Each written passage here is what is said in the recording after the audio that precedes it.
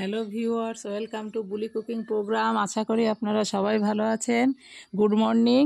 এই দেখুন, সকাল সকাল আমি চলে এসেছি একটা রেসিপি নিয়ে। আমি এই রেসিপিটা আপনাদের করে দেখাবো। এই যে কুমড়ো ফুলের বড়া, তার জন্য এই দেখুন আমার বাড়িরই গাছে কুমড়ো ফুল হয়েছে। এই কুমড়ো ফুলগুলো আমি প্রথমে তুলে নেব।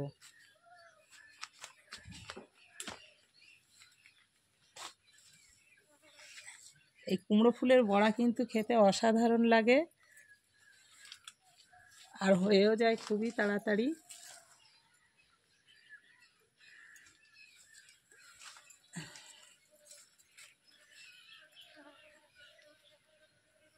এই দেখুন, এই ফুলগুলো নিয়ে এখন আমি বড়া করব।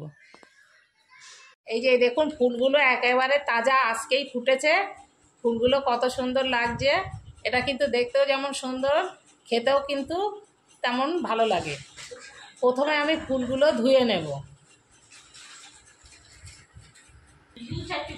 আর তার জন্যে প্রথমে আমি একটু বেসন নিয়ে নিলাম।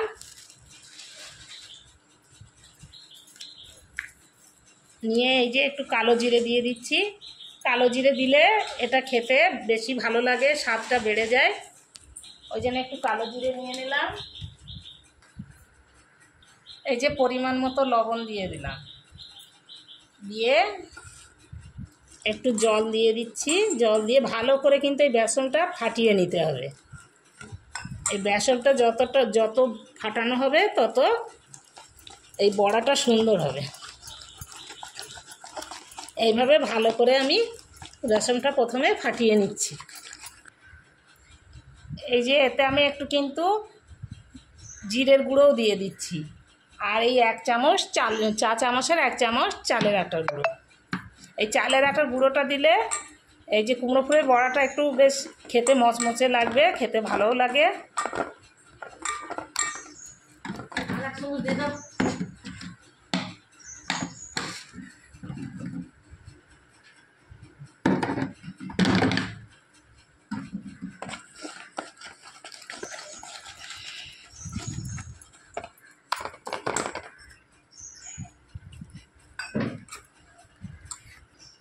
যখন আমি এই ব্যাটারটা করব, এটা কিন্তু খুব বেশি টাইটও হবে না, আবার বেশি ঝোল মতো হবে না, পাতলাও হবে না। মিডিয়াম এইরকম করতে হবে।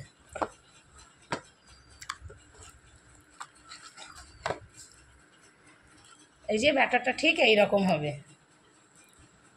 বেশি গাঢ়ও না বেশি পাতলাও না। ব্যাটারটা তৈরি হয়ে গিয়েছে।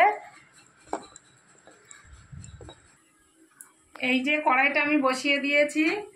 কড়াইটা আমার হয়েও গিয়েছে একটু গরম। আমি এখন এই তেলটা দিয়ে দিলাম।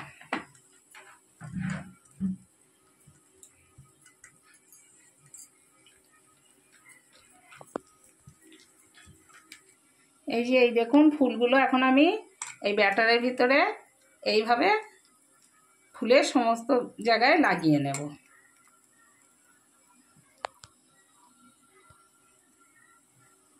আমার তেলটাও হয়ে গিয়েছে। এখন আমি এইভাবে একটা করে ছেড়ে দেব।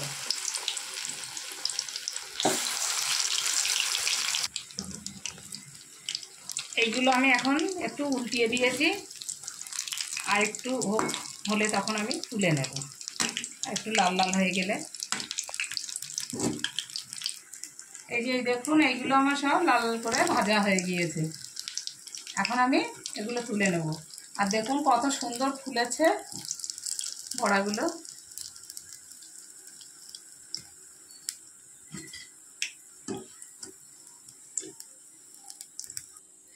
এইভাবে আমি দুটো দুটো করে ভেজে নেব। এক পিঠ হয়ে গিয়েছে, আমি আর এক পিঠ উল্টিয়ে দিচ্ছি। আর কুমড়োর ফুল যেগুলোই ফল হয় না, সেইগুলোই এইরকম করে আপনারা বড়া করে খেয়ে দেখবেন। এটা কিন্তু খেতে খুবই ভালো লাগে। আমি তো বাড়িতে আমার কুমড়ো ফুল হলে আমি একটা ফুলও ফেলে দিই না। যে ফুলে ফল হয় সেগুলো তো খাওয়া হয় না, যেগুলো ফল হয় না সেগুলো ফালতু নষ্ট না করে এইভাবে একবার বড়া বানিয়ে খেয়ে দেখবেন, খেতে কিন্তু খুবই ভালো লাগে। ব্যাস, হয়ে গেল আমার কুমড়ো ফুলের বড়া। এটা কিন্তু খেতে খুবই ভালো লাগে, এটা গরম ভাতে কিংবা মুড়িতে যাতেই খাবেন খেতে খুবই ভালো লাগে। আর যারা এতক্ষণ ধরে আমার এই ভিডিওটা দেখছেন তাদের অশেষ ধন্যবাদ।